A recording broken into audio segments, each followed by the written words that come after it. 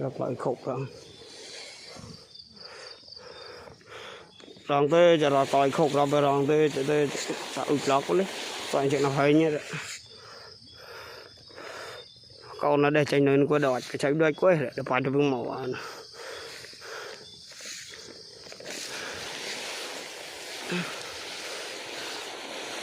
mọi người tem để khúc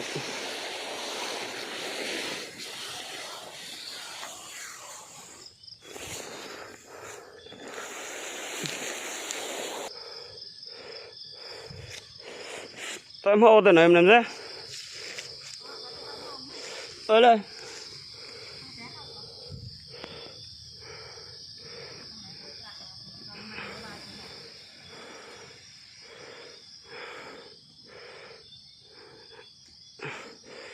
tăng cái này là với nhà loại khúc tờ lẻ nó tới chuyện hình loại khúc rồi khúc chỉ ở trên các ba mày mà nó còn thêm màu